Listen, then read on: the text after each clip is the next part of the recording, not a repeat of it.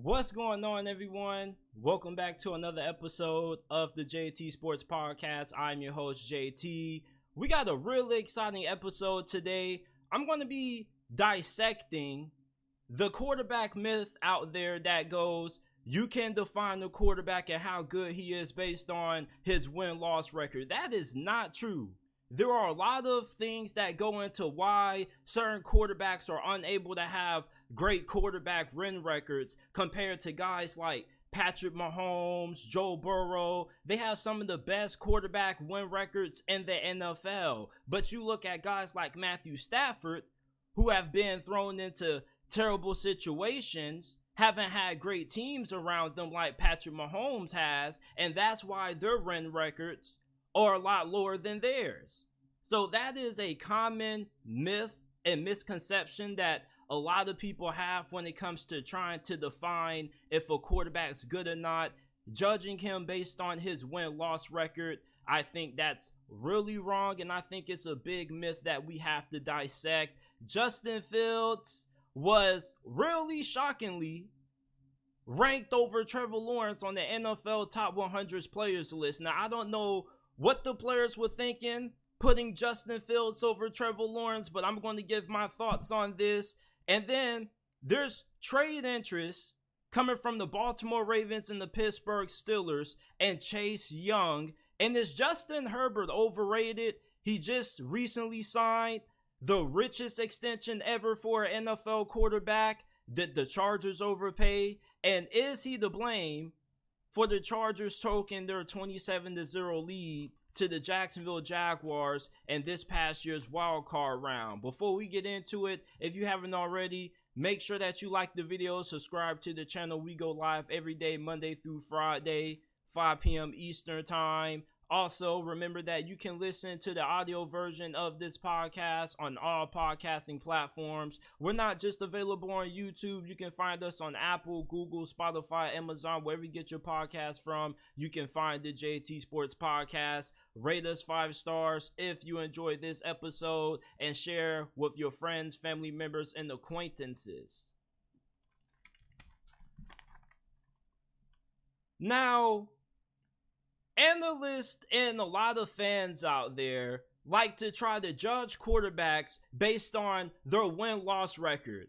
Oh, well, he's not a great quarterback because he has a below 500 record. You cannot solely base the quarterback on a win-loss record. You want to know why? Because football is a team sport. One player isn't playing every position on the field. There are a lot of factors that go into determining how successful a quarterback is going to be and how many games he's going to be capable of being able to lead a team to. A great quarterback, if he's playing on a bad team with bad coaching, he's not going to have a great win-loss record. When you look at Matthew Stafford, right? What was the narrative about him before he got traded to the LA Rams and won the Super Bowl? He was overrated. You remember the nickname they used to give Matthew Stafford? Matthew Stat Pafford. He put up a lot of great numbers in the fourth quarter, but many people said that he was overrated and he couldn't come through in the big games. Plus, they used to throw the 0-3 playoff record at you. Then he goes to the Los Angeles Rams, and everybody realizes how good Matthew Stafford is, how talented he is, and how the Detroit Lions weren't able to build around him properly. And pretty much, he was able to prove the doubters wrong and lead the Rams to a Super Bowl. And then he becomes a Super Bowl champion, and now you got people trying to make the argument that he's a borderline Hall of Famer. But when it comes to other quarterbacks like Kirk Cousins, though, they look at their win-loss record and they say, oh, they're not that great. Oh, they're overrated. But Kirk Cousins hasn't had the same teams as guys like Patrick Mahomes. Now, there's been certain years when Kirk Cousins has had teams that's been good enough to win a Super Bowl, but he hasn't been able to come through. But you see, win-loss record can't be equally given to every single QB. At the same time, not every quarterback is going to be in the same situation that has success. The most successful quarterbacks in the history of the NFL, guess what they all have in common? Great head coaches. Tom Brady, Bill Belichick, Drew Brees, Sean Payton, Russell Wilson, Pete Carroll. You need a great quarterback if you want to be a successful head coach, and you need a good head coach if you want to be a successful quarterback. Justin Fields just signed a record-breaking contract extension, right? And he's getting considered overrated because of the Chargers choking away a 27-0 lead. You can't put that on Justin Herbert. That's not Justin Herbert's fault. Was Justin Herbert out there playing defense? Was he out there playing cornerback? Was he calling the plays? You cannot put that loss entirely on Justin Herbert. And then when you try to look at these win-loss record scenarios, when you look at some of the best quarterbacks in the NFL, they all have great win-loss records. And you want to know something else that they have? A great supporting cast. Jimmy Garoppolo has a higher career winning percentage than Deshaun Watson. Who do you think is the better quarterback, Deshaun Watson or Jimmy Garoppolo? Obviously, it's Deshaun Watson, but based on a lot of people on Twitter who like to throw, this QB doesn't have a great winning percentage out there, and there are arguments for why quarterbacks are better, you're basically telling me based on that thinking that Deshaun Watson isn't better than Jimmy Garoppolo because Jimmy Garoppolo has a better winning percentage. Why does Jimmy Garoppolo have a better winning percentage than Deshaun Watson? Because he's been in a better situation than Deshaun Watson. If Deshaun Watson was on the San Francisco 49ers, do you not know how many championships they could have won? Him and Kyle Shanahan together? Compared to Jimmy Garoppolo? That's why you cannot always define a quarterback by a win-loss record. I think that trying to make arguments using win-loss records as arguments is a weak selling point to try to prove why another quarterback is better. And not just that, but having these quarterback debates are kind of pointless anyway, because every single quarterback you can make excuses for not being better than the other. When it comes to Joe Burrow being better than Patrick Mahomes, you can say, well, Patrick Mahomes has had a better offensive line than what Joe Burrow has. You can make the argument and say that Joe Burrow has had a better overall team than Josh Allen. You can make the argument and say that Patrick Mahomes is better than Lamar Jackson because he's had better coaching and more weapons than Lamar Jackson. That's why these quarterback debates are kind of pointless, and trying to justify why a quarterback's better or why a quarterback is elite or why a quarterback is good based on his win-loss record is dumb. At the end of the day, if a quarterback is in a bad situation compared to a guy that's in a great situation, of course, the guy in the better situation is going to have a better win-loss record. You can't compare situations. Not everybody has the same weapons. Not everybody has great coaching. You need all those things to be successful as a quarterback. Quarterbacks that often end up becoming bust get drafted to unstable organizations that don't have stability on the coaching staff. The quarterbacks that are the most successful are the quarterbacks that don't have to undergo the most coaching changes. If you want to try to judge a quarterback by a win-loss record, you're going to have to basically say that if you were to put all these quarterbacks on the same situations, on the level playing field, with the same amount of talent to work with, these guys are going to be better just based on how many games they can impact with them taking snaps underneath center. Having a great win-loss record doesn't always define the quarterback. Matthew Stafford had a winning record with the LA Rams the year he won the Super Bowl, 12-5 in the regular season, undefeated throughout the playoffs. He had a losing record of 74-90 with the Detroit Lions in 12 seasons there, and he was 0-3 in the postseason. And everybody tried to label Matthew Stafford an overrated quarterback or a mid quarterback, right? And then he gets traded to the LA Rams They won a Super Bowl with him, and all of a sudden, he's an elite quarterback now. That's why you can't define truly how great a QB is based on a win-loss record. Matthew Stafford got an all-time great head coach in Sean McVay. Name me a single quarterback that has won a Super Bowl that didn't have a great head coach. Great quarterbacks are playing with great head coaches.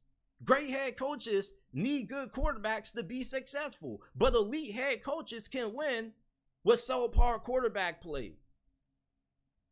Not every single quarterback is going to have a great situation, but the great ones are going to be able to overcome it.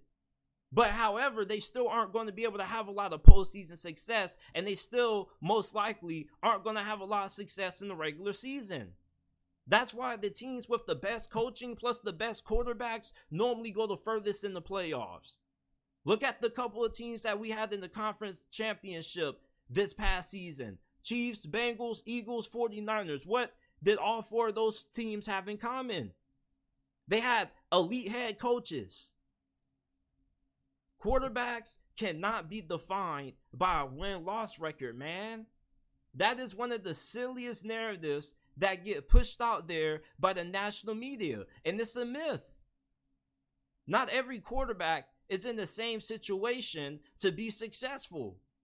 When you see certain quarterbacks that were in bad situations go to better opportunities and they end up breaking out, you be like, oh, how were they not this good before? Because they were in a bad situation. I got to get me a sip of Gatorade real quick before we move on to the next segment. If you haven't already, make sure that you go ahead, check out the JT Sports Podcast. We're not just available on YouTube. You can find us on all podcasting platforms, Apple, Google, Spotify, Amazon, wherever you get your podcast from, you can find the JT Sports Podcast. Also, follow us on Instagram. It used to be called Twitter, but now it's called X. But you can follow us on there at JT Sports __. Hit us a text in the DM if you got a question or something that you would like to be discussed on the potential episode of the podcast.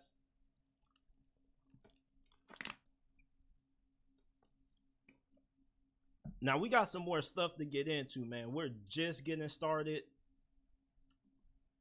Now, the NFL Top 100 Players list came out, and surprisingly, Justin Fields was rated 86 over Trevor Lawrence. And of course, this sparked debate on social media. Who was the better quarterback? Trevor Lawrence coming in at 96, Justin Fields coming in at number 87 or 86.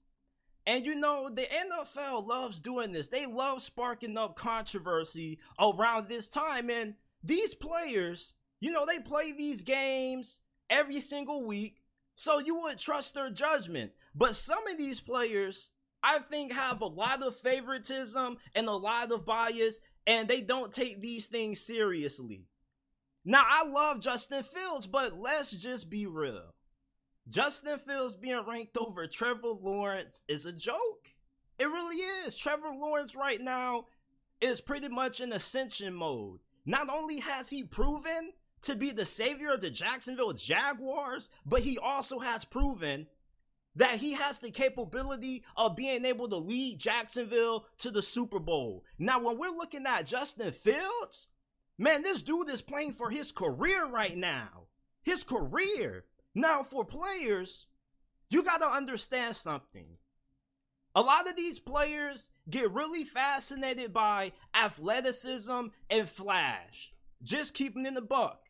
And I'm not trying to throw shade on Justin Fields, trying to indirectly call him a running back, because I'm not. But I'm just saying, he's a more flashier player than Trevor Lawrence. Justin Fields, he trends on Twitter every single week or on X. And he's normally going viral for having a crazy touchdown run. He's not really going often. Well, he's not really going viral often for his displays of passing. Trevor Lawrence, in the meanwhile, he's in the background, and this dude is carving it up in Duval. Not only is he a really great passer, but he is a really underrated runner. He's a really slim and really elusive runner when he decides to tuck and run. I think that Trevor Lawrence, without a doubt, if you were a general manager right now and you had to pick between these two quarterbacks who you wanted to lead your franchise for the next 10 years, you're taking Trevor Lawrence if you have common sense. Now, these players, they get fascinated by athleticism, and I don't know what logic goes through their heads when they have the opportunity to write down the players who they have on these lists. But I don't know what Justin Fields was doing to some of these players, but I'm guessing that maybe he had some players vote for him that were on the Detroit Lions and a couple of other squads when he was going crazy. I think Trevor Lawrence having such a slow start to last season, maybe the players kind of weren't all that impressed with him as much as they were with Justin Fields when he was going off. And these players, they're in the league, so maybe they know some things that we don't. Maybe they understand certain player situations. But it's funny how people in the media and casual fans out there, they don't think that nuanced about these kind of things. You feel me? To the casual fan out there, you're going into this season, man, Justin Fields sucks. He's not a great quarterback. He's going to fail. But you're not taking into account that he had a terrible group of wide receivers last year and the worst offensive line in the NFL, and he was learning a new system. But you look at Trevor Lawrence, who had a better head coach and a better situation around him. But people don't like to make those kinds of arguments and make those kinds of, statements for guys like Justin Fields because there's already a narrative about him. There was already a narrative about Justin Fields that coming out of Ohio State, he was going to be another mobile quarterback that was going to struggle as a passer, similar to Vince Young, but way more jacked up and athletic. Meanwhile, Trevor Lawrence, he was the poster child. He was the chosen one. He was the prophet. He was supposed to come in and dominate right away like Andrew Luck, but that was ruined. You want to know why? Because of Urban freaking Meyer. And we don't talk about that. We don't talk about how awful Trevor Lawrence was his rookie season because we give him the benefit of a doubt for his rookie season. But you see, at the same time, people don't really take these things into account when it comes to how they look at Justin Fields' situation. Trevor Lawrence was thrown in a bad situation, and we saw how he turned out. Not great. So it's just like a lot of people, when they have certain narratives about these quarterbacks, obviously we know that Trevor Lawrence is better than Justin Fields. But these players, though, they understand the more nuanced ways of how the NFL works. We saw what Trevor Lawrence looked like when he was thrown in the crappy situation with the whole Urban Meyer fiasco. He was not good. And you mean to tell me that Trevor Lawrence all of a sudden thrown into this situation with a Super Bowl winning head coach and gets a couple more weapons around him, he improves? That was all because of him? Or that also wasn't the fact that he had a better situation around him? You look at Justin Fields, he was drafted into dysfunction. He was drafted with a coach on the hot seat. And yet we don't really talk about that or seem to really care that Justin Fields didn't have any talent, because there's a untrue narrative out there that great quarterbacks are able to win with anything, and no the hell they're not. All the good quarterbacks are on talented teams with good head coaches and good talent around them. Meanwhile, you're looking at Justin Fields, he's throwing to the worst receivers in the NFL with a garbage offensive line, and Trevor Lawrence had a way better offense last year. But remember Trevor Lawrence's rookie season, though. His rookie season, he wasn't great, and we seem to forget that.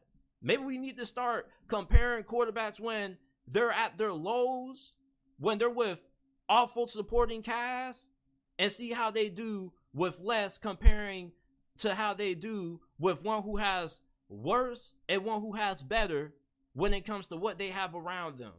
Latest trade rumor circulating around there is that Chase Young has reportedly garnered interest from the Pittsburgh Steelers and the Baltimore Ravens. Now, Chase Young, former second-round pick, according to JPA Football, he posted this on Twitter. He said the Steelers and Ravens are rumored to have trade interest in Commanders pass rusher Chase Young, among others.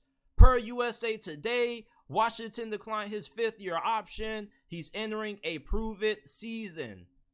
Would Chase Young be a good fit for the Baltimore Ravens or the Pittsburgh Steelers? He absolutely would be. The Baltimore Ravens, if they make this trade right now, their pass rush unit is immediately better. Their pass rush is their biggest concern going into this season. Justin Houston was your most productive pass rusher. He's gone. You lose Calais Campbell, and now you're relying on guys such as Odafe Owe and David Ojabo to step up for you, and those guys are unproven. David Ojabo, pretty much last season was a red shirt season for him, and then you look at Odafe Owe, he kind of has been a little bit disappointing. The Pittsburgh Steelers will be a fantastic fit, even though they're already loaded on the defensive line. They just gave Alex Highsmith a really lucrative extension. You got to remember that Larry Ogunjobi, he's listed as a defensive end right now. You can move him to defensive tackle, move around Cam Hayward, and then you can insert a Chase Young in there. And if there's anybody who can get the most out of Chase Young and have him bouncing back and playing back to his potential that got him drafted second overall, it's Mike Tomlin. I know you guys remember the brief interaction that Chase Young and Mike Tomlin had a couple of years ago when Mike Tomlin was like, man, you got to be a really bad team to get a player like you. Now imagine if Mike Tomlin actually has the opportunity to get a player like Chase Young without having to stink to get him. Chase Young seems to really like Mike Tomlin. And if he was to get traded to the Pittsburgh Steelers for, let's say, a second or third round pick, I think it would be a win for the Pittsburgh Steelers, but it would be a loss for the Washington Commanders. And when you look at all these trade rumors, when it comes to Chase Young, a big question is that you have to wonder, what are the Commanders going to get in return for him? And then also, how are the Commanders' ownership going to feel about this trade? And there's not really a situation where the Commanders come out on top. They turned down his fifth-year option, so he's going to be a free agent after this season, unless they put the tag on him, right?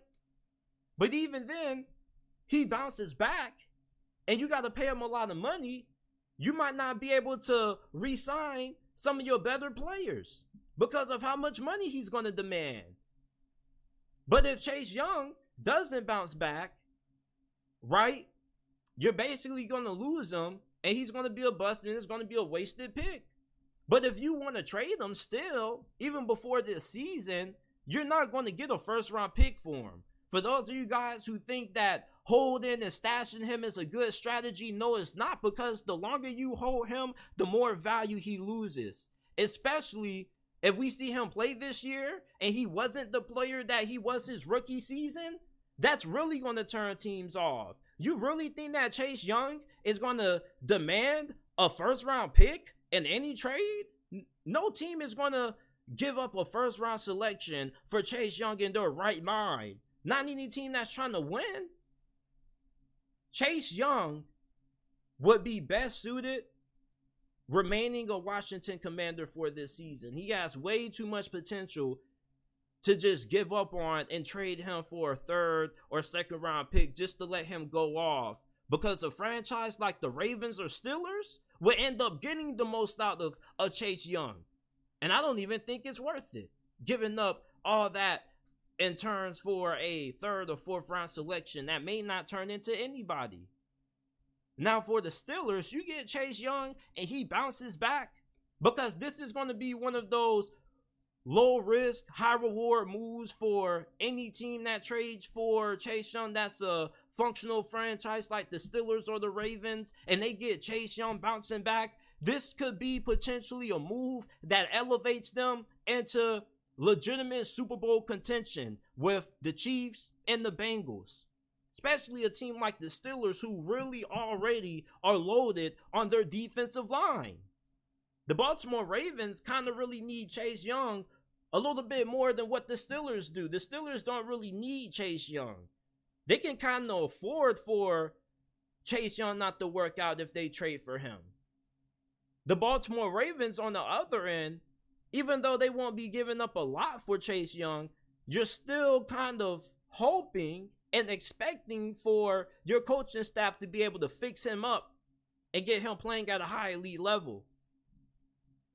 So you guys let me know, what are your thoughts on these Chase Young trade rumors coming around that are saying that the Steelers and Ravens have a little bit of interest? Justin Herbert just got paid. He is now the highest quarterback ever in NFL history. And there are many people on social media that I've been going at it hard with who've been talking hella spicy about Justin Herbert. Justin Herbert just got paid a 5-year deal worth $262.5 million. And instead of congratulating the man, we rather use this as an opportunity to lay out dumb narratives and casual arguments for why he's overrated. Let me tell you something. Justin Herbert is not the full reason why the Chargers blew that 27-0 lead to the Jacksonville Jaguars in the playoffs. Now, he is part of the problem for why they lost that game, but the majority of the blame falls on Brandon Staley. Brandon Staley is not a good coach. He doesn't have good clock management. You saw how he decided to play Mike Williams late in the season and he got injured. He's just not a good coach. He's one of those coaches that's really caught up in the analytics side of the game, and it cost him. And the LA Chargers are a franchise that is historically known for wasting great quarterbacks. I lie, Phillip Rivers. Was Phillip Rivers overrated? Give it. Phillip Rivers has had some good teams, but there were some seasons where Phillip Rivers had absolutely nothing to work with.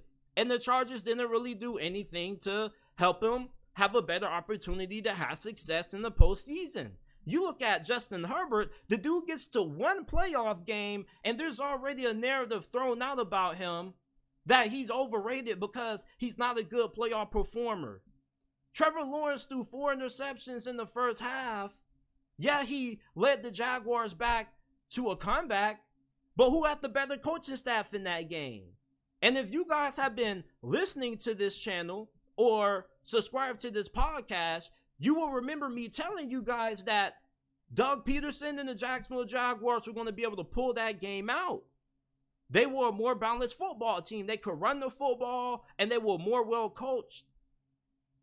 Brandon Staley was nowhere close to as good as a coach as what Doug Peterson was that night when he led the Jaguars back from 26 down with Trevor Lawrence under center.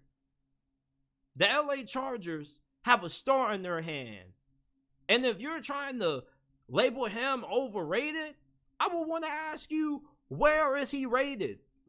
Is he overrated because people consider him to be a top 10 quarterback? Let me tell you something. Do you not know how many doubters Justin Herbert had when he was coming out of Oregon?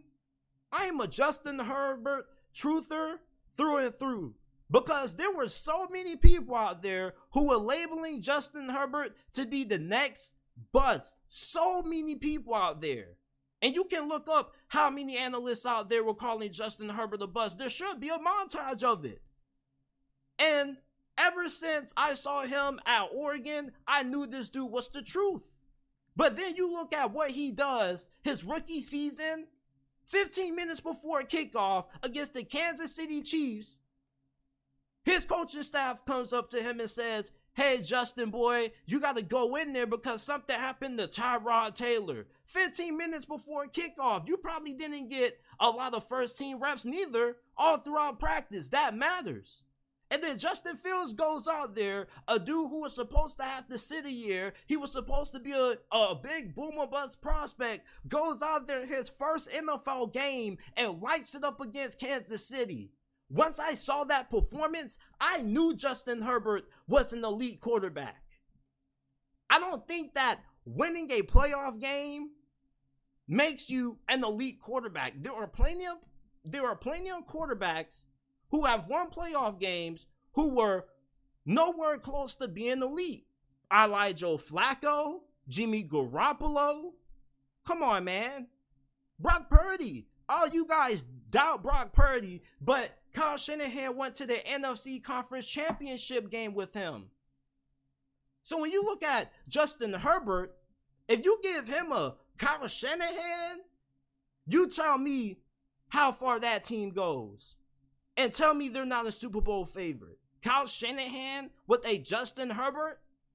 You see, there are some situations where great quarterbacks just get drafted into a great situation. Brock Purdy got drafted into a great situation. I love Brock Purdy. But at the same time, if he was drafted into a situation like what Justin Fields is in with the Chicago Bears, would he be the same player? Justin Herbert, if he was drafted by the Miami Dolphins and he had the current weapons that Tua Tagovailoa had right now, how differently do you feel about the Chargers going into this season? So who should we really blame? Justin Herbert or the Los Angeles Chargers? Remind you that they already have wasted a Hall of Fame caliber quarterback in Phillip Rivers. Not saying Phillip Rivers is a Hall of Famer, but I say Hall of Fame caliber because he had the potential to be a lock for the Hall of Fame. And he was one of the best quarterbacks throughout his time when he played. You look at Justin Herbert, calling this man overrated is kind of disrespectful.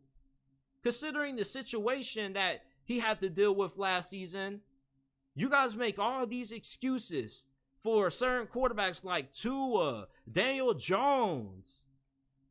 But you look at Justin Herbert and you think just because this dude has been so dominating from his opening game that he can be able to overcome everything. He can't. This dude carried the Chargers on his back to the playoffs last season. Do you not know how many injuries they had on the offensive line? Seriously, they were down 4 starters at one point. Storm Norton was starting for them at offensive tackle. He was one of the worst offensive tackles in the league. So I'm just saying, we got to stop having this misguided criticism towards some of these quarterbacks. Just because you feel like they're overhyped, just because they're always gassed up by the media. Let me give you guys a news flash. Quarterback is considered to be the most important position in the NFL. So since it's the most important position in the NFL, it's going to get a lot of attention. It's going to get the most attention. And yes, getting criticism when your team loses is part of the quarterback position. And getting a lot of glory when your team succeeds comes with it as well. But it's also a position where you still do need to have a good supporting cast around you. No movie can be great with just one great lead actor. You also need good supporting role characters. And for Patrick Mahomes, Joe Burrow, Josh Allen, they all got great coaches. They all are with stable organizations. You look at the LA Chargers, they're dysfunctional. They haven't really done a good job when it comes to signing guys in free agency. And you have a head coach who's caught up in the analytics. Brandon Staley is supposed to be a defensive-minded coach, but once again, like I tell you guys all the time, if you are somebody who's labeled an offensive-minded or a defensive-minded coach, the worst part of your team should not be where you specialize at. And if it is, that is a red flag about you as a head coach. I'm looking at Justin Herbert and him getting this record-setting extension that probably is only going to last a couple of days because Joe Burrow is about to break the bank and succeed that, and he deserves it. But I think instead of hating on Justin Herbert and trying to point misguided criticism at him, we should be pointing 90% of the fingers at the LA Chargers organization. Because let me ask you guys this. If Justin Herbert was drafted by, let's say, Sean McVay versus Matthew Stafford being on the LA Chargers, who do you guys think would be the better team? And also, do you think that the Rams are a better team with Justin Herbert than what you guys are? Do the Rams have a better shot at winning the Super Bowl with Justin Herbert compared to you? What are the Chargers without Justin Herbert? And I already know that you Chargers fans understand the importance and the value of Justin Herbert. This isn't directed at you. This is directed at the Justin Herbert hate club out there. There's too much haterade when it comes to Justin Herbert. He's one of the best quarterbacks in the game. He's been one of the best ever since he first took his first snap of the NFL. 15 minutes before kickoff against Kansas City, his rookie season. And you guys continue to put this misguided blame on him when the Chargers have been through 2 different head coaches, potentially a third next season if Brandon Staley gets fired. This is his 3rd offensive coordinator, man. This is his 3rd OC. Do you know that the majority of the times that quarterbacks that end up becoming bust have multiple offensive coordinators? Remember Marcus Mariota? His time throughout Tennessee? Jameis Winston with the Tampa Bay Buccaneers had 3 different head coaches. The quarterbacks that are the most successful have stability on the coaching staff. Justin Herbert is learning another system again. He's in his 4th season. This is going to be his 3rd new system that he's going to have to learn. Do you not know how much of a hindrance that is to a young QB's development? And the Chargers offense will be really good this season. They're not going to have the same issues that they did when they had the previous offensive coordinator. But Kellen Moore isn't going to solve all of the issues on this team. You want to know why? Because the issues with the LA Chargers lie way further than Justin Herbert. Justin Herbert is 0% of the problem for the LA Chargers. The problem with the LA Chargers and why Justin Herbert doesn't have the playoff success that many people feel he should have is due to the fact that Brandon Staley is not a good head coach. You got an organization that has a history of rolling away of their Hall of Fame level quarterbacks, not giving them the proper supporting cast, a la Phillip Rivers. When you look at the best quarterbacks in the game, they all have stability. And Justin Herbert has 0 with the LA Chargers. We got to stop this. We really got to stop this. We got to stop guiding. We got to stop misguiding, everybody that's new to the NFL with these non-true narratives. Justin Herbert is one of the best quarterback talents to ever enter the NFL within the last couple of years. This dude is a robot. What he did last season should be admired. It should be glorified. He carried the LA Chargers on his back. And instead of giving him the proper credit he deserves, you decide that you want to call him overrated? What? Come on now, dog. Come on, man. What is wrong with some of y'all on Twitter? Do some of y'all think before y'all tweet out some of these crazy things? Yes, he deserves a little bit of the blame for what happened against Jacksonville. That was awful. It really was. But at the end of the day, that really falls on coaching. Because if he had a better head coach, would that have happened with Kyle Shanahan? Would that have happened with Bill Belichick? Would that have happened with a guy that was way much better than Brandon Staley, Sean McVay. I mean, it just kind of looks like people are getting too caught up in the fact that Justin Herbert is so marketable and he's on so many advertisements and you see him on social media so often, and you know the Chargers fan base is so diehard about him because they should be. He's their franchise quarterback that the non-Charger fans out there get irritated. And people have these dumb behind, ways of trying to define how an elite quarterback should be viewed and the accomplishments that he should have. And the fact of the matter is just this. Elite quarterbacks aren't just good by themselves. They don't just win because they're great. They also win because they have an elite head coach. There's not a single great quarterback in the Hall of Fame that's won a Super Bowl that didn't play with an elite head coach with elite talent around them. Nobody. So when you're looking at Justin Herbert, and the next time you think about calling him overrated, you need to ask yourself, what if he was playing with a better head coach? You remember what happened with Matthew Stafford. And Justin Herbert is way talented than Matthew Stafford. We should not even be having to debate if Justin Herbert is an elite quarterback or not. He doesn't have anything to prove when it comes to that. A playoff win should not justify that. You want to know why? Because take Justin Herbert off the LA Chargers and swap him with Kirk Cousins.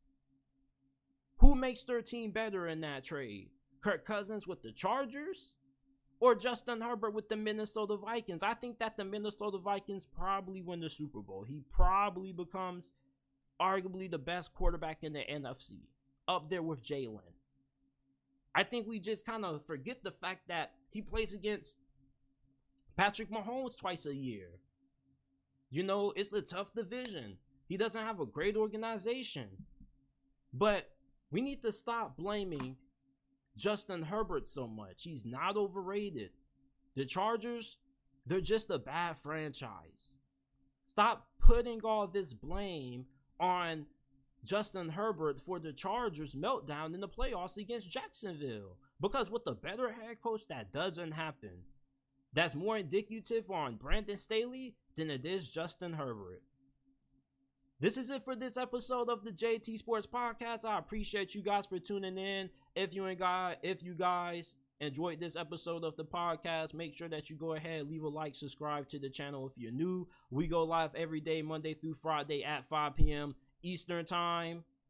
Remember that you can catch the audio version of this episode on all podcasting platforms, Apple, Google, Spotify, Amazon, wherever you get your podcast from. You can find the JT Sports Podcast. Leave us with a 5-star review. We are so close to the season, man.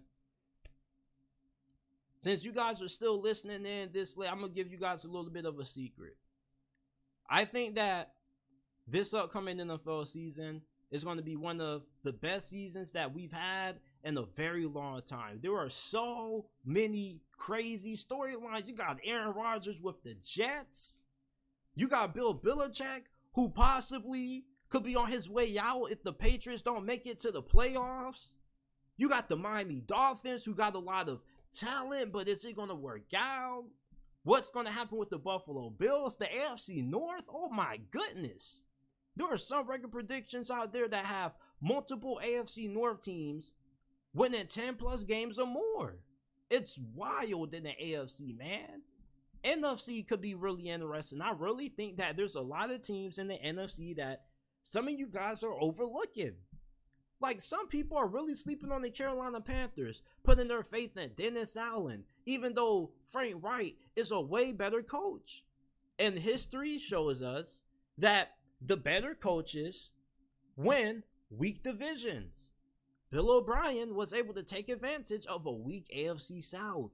You want to know why? Because there was a lot of dysfunction throughout his time as the head coach of the Houston Texans. But as soon as teams like Jacksonville just got a little bit good, he struggled. Houston wasn't that dominant.